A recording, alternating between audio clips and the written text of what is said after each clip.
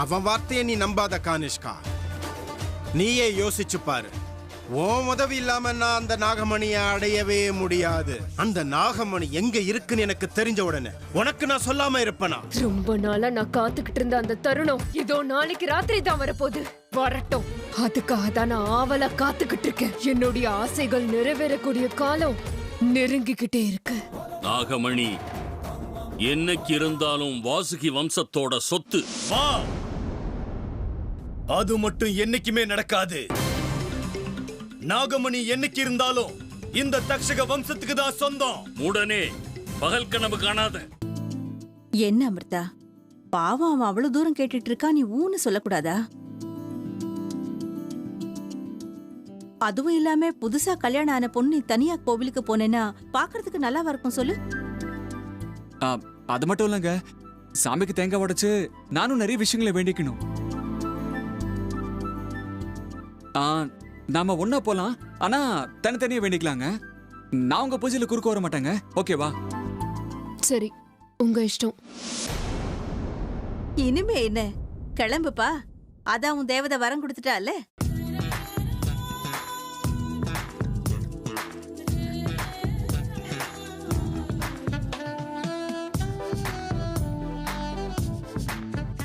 ஹேமா, நான் இப்படி சொல்றேனேன்னு வருத்தப்படாத. நீங்க எல்லாருமா சேர்ந்துக்கிட்டு இந்த அமிர்தாவை தலைமையில தூக்கி வச்சு ஆடிக்கிட்டு இருக்கீங்க. இதுக்கு என்னைக்காவது நீங்க எல்லாரும் வருத்தப்பட வேண்டியிருக்கோம். பாத்துக்கோ. என்ன அத்தை, ஏன் நீங்க எப்ப பார்த்தாலும் இந்த பொண்ணு மேல இவ்வளவு கோவத்தை காட்டுறீங்க? மனசுல இருக்கிறதா வார்த்தையா வரும்னு சொல்லுவாங்க. நீங்க நல்ல மனசோட அந்த பொண்ணை பார்க்க ஆரம்பிங்க. அவளும் உங்களுக்கு நல்லவளா தெரியவா. கிச்சன்ல எனக்கு கொஞ்சம் வேலை இருக்கு, நான் போறேன்.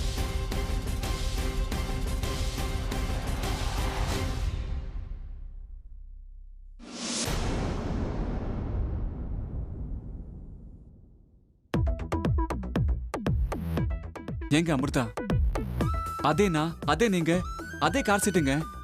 எதுவுமே நமக்கு புதுசு இல்லைங்க. இருந்தாலும் இது எதுவும் நமக்கு புதுசா இருக்குல்லங்க. ஏன் சொல்லுங்க? ஏன்னா இத்தனை நாளா நீங்க எனக்கு கேர்ள் ஃப்ரெண்டா மட்டும்தான் இருந்தீங்க. ஆனா இன்னைக்கு நீங்க ஏன் மனைவி.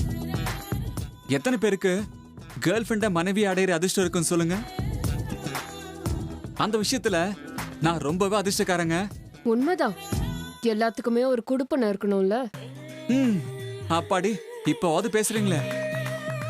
அது சரி, காலையில ஊருக்கு முன்னாடி எழுந்திருச்சு அரை மணி நேரம் தவ இருந்து சாமி கிட்ட என்னென்னமோ வேண்டிக்கிட்டீங்கல்ல, இப்ப மறுபடியும் எதுக்குங்க கோவிலுக்கு? அது வேற இது வேற. வேண்டுதலுக்குன்னு சாமி கிட்ட எவ்வளவு வேணும்னாலும் வேண்டிக்கலாம். அதுக்குதான் கோவிலுக்கு போறது. அதுவும் இல்லாம இன்னைக்கு ரொம்ப முக்கியமான நாள் இல்லையா? என்ன ரொம்ப முக்கியமான நாளா? என்னது? உங்களுக்கு தெரியாதா? தெரியாதுங்க, எனக்கு எந்த ஐடியாவுமே இல்ல. நான் எல்லாத்தையும் மறந்துட்டேங்க. நீங்களே சொல்லுங்களேன், இன்னைக்கு அப்படி என்னங்க ஸ்பெஷல்? அதான் இன்னைக்கு இன்னைக்கு இன்னைக்கு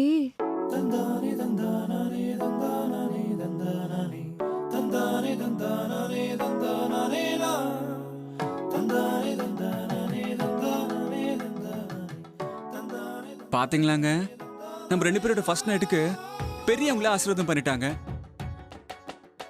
இதை விட நமக்கு வேற என்னங்க வேணும்? அது சரி, எந்த கோவிலுக்கு போகணும்னு சொல்லவே இல்லையே. நம்ம போறது எந்த கோவிலுக்குன்னு என்னை விட உங்களுக்கு தானே நல்லா தெரியும். ஓ, அந்த கோவிலா? சரி சரி, வாங்க போலாம். அதை விட புண்ணியத்தெல்லாம் எனக்கு வேற இருக்குமா சொல்லுங்க?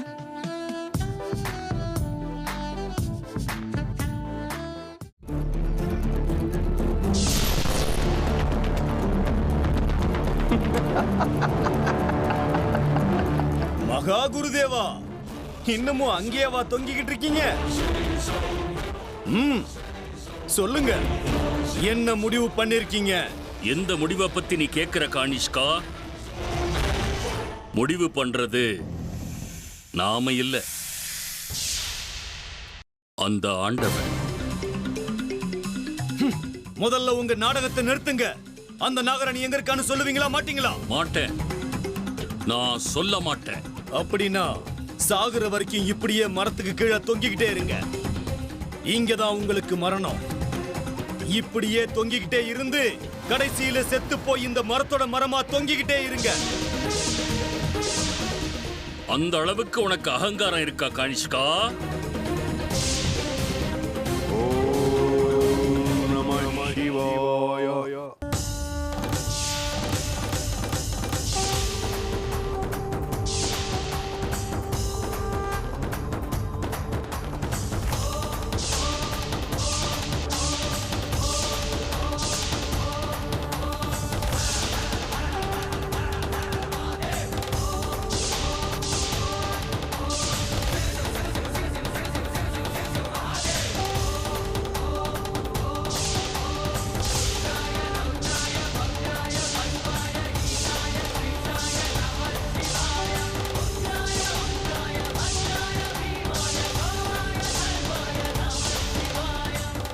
ஏய் கானிஷ்கா, நீ மட்டும்தான் சக்திசாலின்னு நினைச்சியா? அப்போ உன்னோட கை மேலோங்கி இருந்தது. ஆனா இப்ப என்னோட முறை. முட்டாள், உனக்குள்ள என்ன சக்தி இருந்தாலும் அதை எல்லாத்தையும் நீயே சம்பாதிச்சதுன்னு நினைச்சீனா அது உன்னோட முட்டாள்தனம். எல்லாமே அந்த ஈசன் கொடுத்த பிச்சை. அவனோட உத்தரவு இல்லாம இங்க எதுவுமே நடக்காது. திரணமபி சலதி தேன வீணா. இந்த காரியத்துக்காக என்ன நியமிச்சது அந்த பரமேஸ்வரனே தவிர வேற யாருமே இல்லை. அவனுடைய சக்திக்கு முன்னாடி உன்னுடைய அத்தனை சக்திகளும் தூசு, தூசுக்கு சமம். நான் இப்பவும் சொல்றேன் குருதேவா, தேவையில்லாம என்ன பகச்சிக்காதீங்க. இத்தனைக்கு அப்புறமும் திமிரு அடங்கல. கானிஷ்கா, உன்னுடைய எல்லா ரகசியங்களும் எனக்கு தெரியும். இப்ப நான் நினைச்சா கூட உன்னுடைய எல்லா ரகசியங்களையும் எல்லாருக்கும் சொல்லிட முடியும். ஆனா என்ன பண்றது, அந்த ஆண்டவன் எனக்கு இன்னும் அனுமதி கொடுக்கல. அந்த ஆண்டவனுடைய அனுமதி இல்லாம ஒரு அடி கூட நான் எப்பவும் எடுத்து வைக்க மாட்டேன். இருந்தாலும் உன்னை எச்சரிக்கிறேன், அவருடைய அனுமதி கிடைச்ச அடுத்த நிமிஷம் உன்னுடைய எல்லா ரகசியங்களையும் நான் வெளிப்படுத்தி இருப்பேன். ஓம் நம சிவாய. ஓம் நம சிவாய.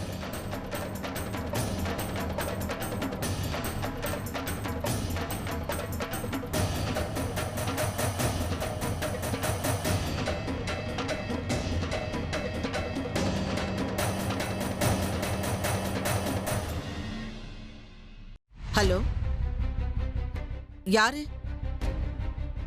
ராகேஷோட அப்பா புருஷோத்தமனா? எப்படி இருக்க? உன் குரலை கேட்டு எத்தனை நாள் ஆச்சு? நானும் நல்லா இருக்கேன், வீட்டுல எல்லாரும் நல்லா இருக்காங்க. ஆமா, அண்ணி எப்படி இருக்காங்க? நீ எப்ப இந்தியாவுக்கு வரப்போற? என்னது இது? எது நடக்க கூடாதுன்னு நினைச்சனோ அது நடக்குதே. இத்தனை நாளா நான் தான் ராகேஷ்னு இவங்களை நம்ப வச்சிட்டேன். இப்ப என்னடானா எனக்கு ஆபத்து ஏற்படக்கூடிய அறிகுறி தெரியுது. இப்ப என்ன பண்றது? அவன் வந்துட்டா நான் யாருங்கிற உண்மை தெரிஞ்சிடுமே. இதுக்கு ஏதாவது பண்ணணும், இதுல இருந்து தப்பிச்சாகணும். ஆனா எப்படி? என்ன ராகேஷ் நாளைக்கு ஊருக்கு வரானா? என்ன நான் சொல்றேன் இங்க? ஹலோ ஹலோ ஹலோ அண்ணா. அட, என்ன இது? லைன் கட் ஆயிடுச்சே. என்னாச்சு? போன்ல யாரு? அது இப்பதான் உன் அப்பா ஃபோன் பண்ணாரு. நீங்க இருக்கிற விஷயம் உங்க அப்பாவுக்கு தெரியாதா? நீ அவங்கிட்ட சொல்லலையா? சொல்லிட்டு தானே வந்தேன். ஏன் திடீர்னு இந்த சந்தேகம்? அது உங்க அப்பா ராகேஷ் நாளைக்கு ஊருக்கு வருவான்னு சொன்னாரு. ஆனா திடீர்னு ஃபோன் கட் ஆயிடுச்சு. அது அப்பாவுக்கு இப்பெல்லாம் ஞாபக மறதி அதிகமாயிடுச்சு. நேத்தி தான் அவர்கிட்ட ஃபோன் பண்ணி பேசினேன், அதுக்குள்ள அதையும் மறந்துட்டாரு. இப்பெல்லாம் அவர் அப்படிதான். அவரை பத்தி நீங்க ஒன்றும் கவலைப்படாதீங்க. ஓ அப்படியா? சரி சரி, எப்படியும் ஊருக்கு வர போறாரு. நேர்லயே பேசிக்கிறேன். வா, காஃபி போட்டு தரேன். ஆ ஆ.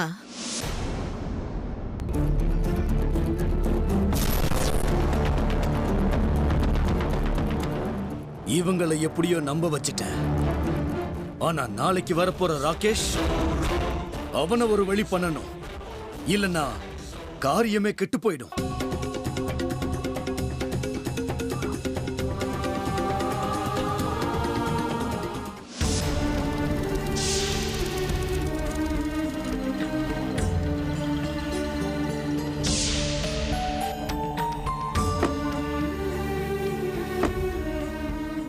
வாவ், இந்த கோவிலை பார்க்கும்போது நம்ம ஃப்ளாஷ்பேக்லாம் ஞாபகம் வருதுங்க.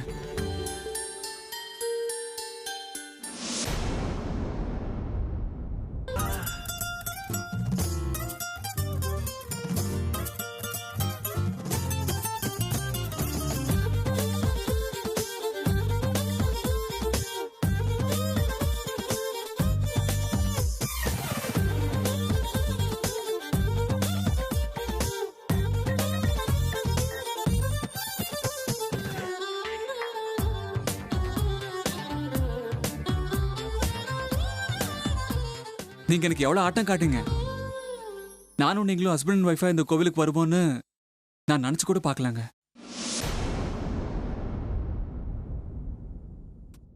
உங்களுக்கு எதுவுமே தோணலையா?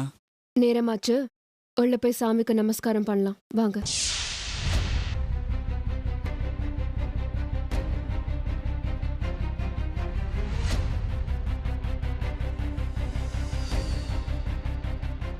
எப்ப பார்த்தாலும் எல்லாத்துக்கும் உங்களுக்கு அவசரம் தான். சரி வாங்க போலாம்.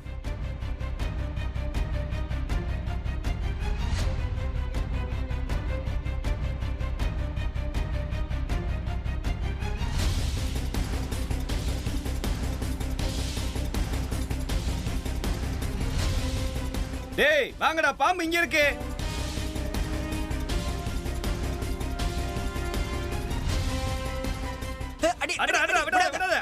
தலையில போடு.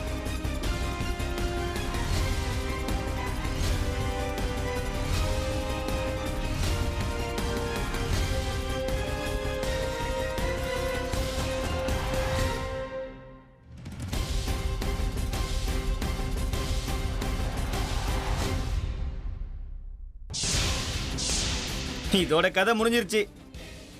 என்ன நடக்குதுங்க? ஏய் ஏய், யாரே நீங்களா? எதுக்கு பாம்பாடிச்சு கொள்றீங்க?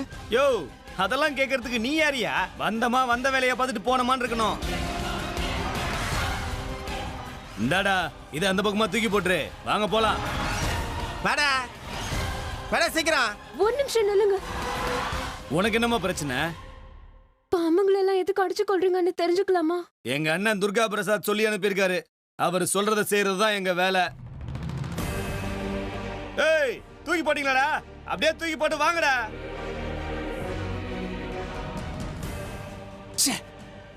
எவ்வளவு கேவலமான ஜனங்க. பாவம் அந்த பாம்பு.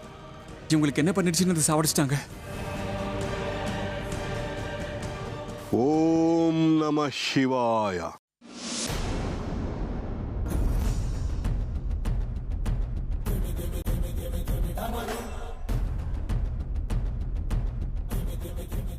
நல்லா இருமா, நல்லா இருப்பா. அர்ஜுன், நான் கொஞ்சம் அமிர்தா கிட்ட பேசணும். புரியுது, நீங்க பேசுங்க. அமிர்தா, என் கூட வாம்மா.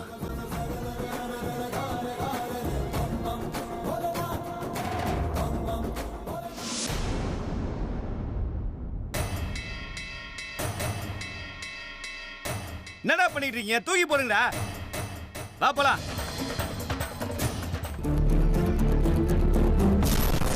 என்ன பண்றது, என்ன பண்றது? புதுசா ஆபத்து வந்த மாதிரி இருக்கே. எப்படியோ கஷ்டப்பட்டு நான் தான் ராகேஷ் இந்த குடும்பத்தை நம்ப வச்சுட்டேன். இப்ப வந்து யாரோ உண்மையான ராகேஷ் வந்துகிட்டு இருக்கானாமே. ச்சே, இந்த நேரத்துல தான் அவன் வரணுமா? ஒருவேளை அவன் இந்த வீட்டுக்கு வந்துட்டா நான் யாருங்கிற உண்மை இங்க எல்லாருக்கும் தெரிஞ்சிருமே. என்ன வீட்டை விட்டு துரத்திடுவாங்க.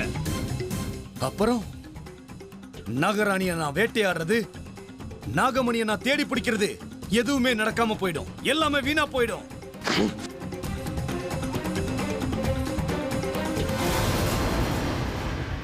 என்னுடைய கனவுகள் எல்லாம் அப்படியே கலைஞ்சு போயிடுமே. இல்ல, அப்படி நடக்க கூடாது. என்ன பண்றது என்ன பண்றதுன்னு ஒண்ணுமே புரிய மாட்டேங்குதே. டேய் ராகேஷ், எதுக்குடா இப்ப வர? உன்னை யார் இப்ப இங்க வர சொன்னாங்க? இவ்வளவு நாள் எங்க இருந்த? இல்ல, அவனை இந்த வீட்டுக்குள்ள வர விடக்கூடாது, விடக்கூடாது. ஆமா, அவனுக்கு ஏதாவது ஒரு ஏற்பாடு பண்ணித்தான் ஆகணும். பண்றேன், ஏற்பாடு பண்றேன்.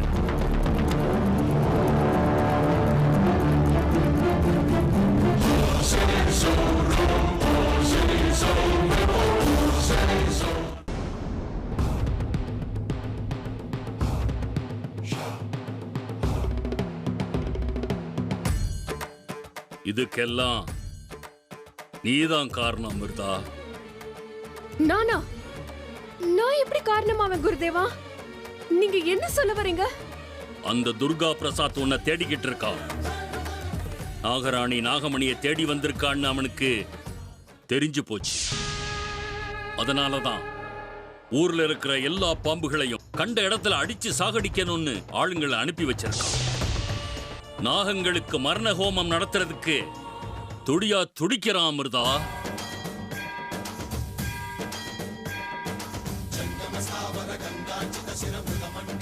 யார் அது? யார் இந்த துர்கா பிரசாத்? அவன் ஒரு பெரிய துஷ்டன். அந்த ருத்ரனை நாகமணியை தேட சொன்னதே அவன்தான். அவன்தான் நாகமணியை முத அடையணும்னு ஆசைப்பட்டான்.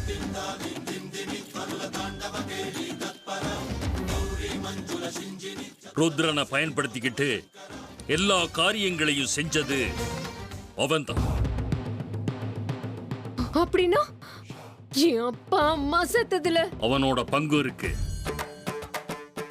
அவனோட பங்குதான் நிறைய இருக்கு அமிர்தா. இவங்க எல்லாரும் அவன் என்ன சொல்றானோ அதத்தான் இத்தனை நாளா கேட்டுக்கிட்டு இருந்தாங்க.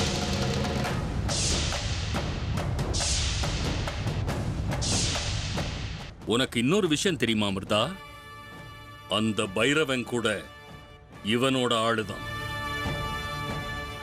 தன்னுடைய சக்திகளால நாகமணியை தன் வசப்படுத்திக்கலாங்கிற ஆசையில இருக்கான் அந்த துர்கா பிரசாத்.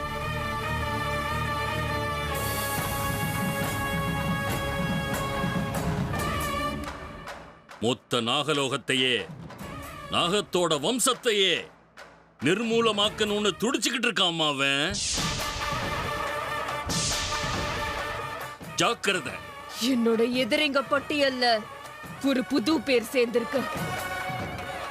அவன் யாரா வேணா இருக்கட்டும் குருதேவா, கணக்க தீர்க்க வேண்டிய நேரம் வந்தாச்சு. அவன் எப்பேற்பட்டவனா இருக்கட்டும், அவனையும் தேடி கண்டுபிடிச்சு நான் கொல்லுவேன். விட மாட்டேன், ஒருத்தரை கூட விட மாட்டேன். என் அப்பா அம்மா சாவுக்கு காரணமான அத்தனை பேரையும் நான் பலி கொடுத்தே தீருவேன். இன்னில இருந்தே அந்த காரியம் ஆரம்பிக்க போகுது குருதேவா. எல்லாம் ஈசன் விருப்பம். ஓம் நம சிவாய. ஓம் நம சிவாய.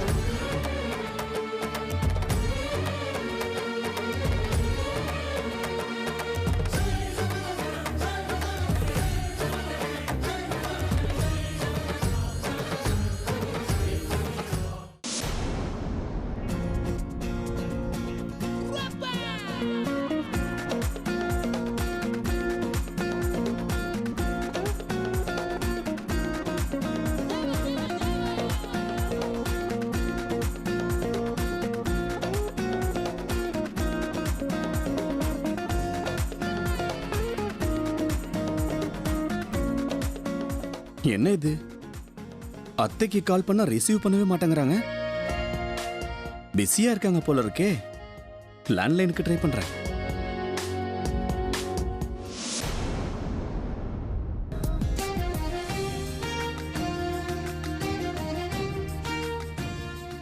அத்தை ரொம்ப பிஸியா தான் இருக்காங்க போல இருக்கு. அநேகமா வீட்லயும் யாரும் இல்லைன்னு நினைக்கிறேன். மறுபடியும் மொபைல்கே ட்ரை பண்றேன். டே ராகேஷ், என் கதையோட கதாநாயகனே வா, உனக்காக தான் நான் காத்துக்கிட்டு இருக்கேன். என்னோட பாதையில குறுக்க வர்றவங்களை இந்த கானிஷ்கா சும்மா விட்டதா சரித்திரமே இல்ல. வா. என்ன நாட் ரீச்சபிள்னு வருது? கொஞ்ச நேரம் கழிச்சு ட்ரை பண்ணுவோம்.